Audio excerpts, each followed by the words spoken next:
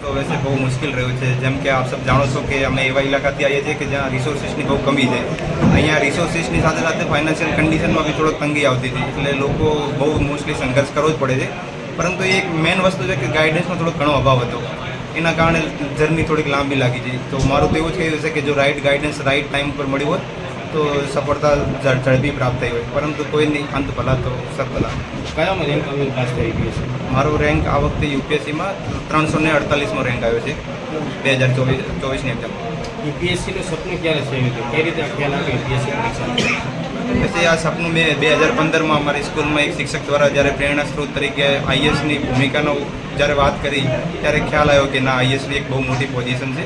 તો અમે એ ટાઈમે થોડુંક અંદર બેક ઓફ ધ માઇન્ડ થોડુંક થઈ ગયું હતું એટ અ સબકોન્શિયસ લેવલ, પરંતુ જે અમારા ગામમાં મોસ્ટલી ગવર્મેન્ટ જોબની તૈયારી લોકો ઘણા કરતા હતા, ત્યારે એવું થયું કે ચલો આ આઈએસ લેવલની જોબ કઈ હોય છે એ ઉપર થોડુંક જાણ્યું, તો થયું કે ચલો આઈએસ દ્વારા સમાજમાં ઘણું બધું સેવાનો મોકો મળે છે। તો 2017-18માં આ વસ્તુનો ખ્યાલ આવ્યો હતો। 2020-21 કોલેજ પછી મેં તૈયારી સ્ટાર્ટ કરી હતી યુપીએસસીની તૈયારી માટે।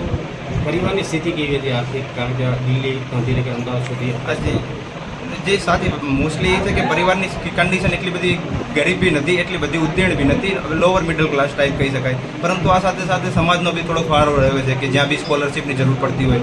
આ ઉપરાંત ગુજરાત ગવર્મેન્ટ દ્વારા જે એમની સ્કોલરશિપ આપવામાં આવે છે એ થોડુંક બેકબોન તરીકે સાબિત થયું છે, જેના કારણે અફોર્ડ કરી શકીએ દિલ્હી અથવા ગાંધીનગરમાં રહેવાનું। અન્ય પરીક્ષાર્થીઓને શું સંદેશ આપશો યુપીએસસી? અન્ય પરીક્ષાર્થીઓને એક જ વસ્તુ કહીશ કે જર્ની કોઈક બધાની સેમ નહીં હોતી, કોઈકનું નસીબ હોય છે તો ઘડીક વારમાં મળી જાય છે, કોઈકના નસીબ સારા કામ નથી કરતા તો થોડોક સમય લાગી જાય છે। પણ એ છે કે એક તો પોતાના મહેનત ઉપર અને પોતાના ઉપર આ બંને જાત ઉપર ભરોસો રાખશો તો સફળતા તો આજ નહીં તો કામ મળશે તો કરી।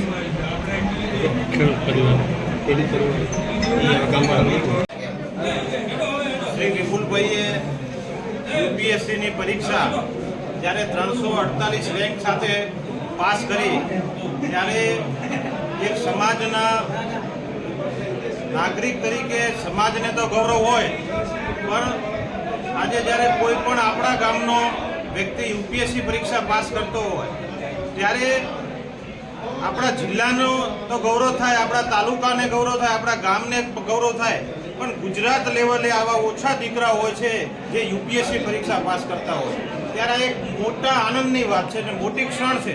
સાથે સાથે આ એક પછાત વિસ્તાર છે અને પછાત વિસ્તારનો ખેડૂત પરિવારનો દીકરો જ્યારે યુપીએસસી પરીક્ષા પાસ કરતો હોય ત્યારે બીજા પણ દીકરાઓને આજે પ્રેરણા મળે છે અને એને પણ આજે એવી પ્રેરણાથી એ તરફ જાય છે કે ભાઈ હું પણ યુપીએસસી પાસ કરીશ, ત્યારે એવા દીકરાઓ પણ આજે એ દિશામાં વધુ પ્રયત્નો કરીને આગળ વધશે।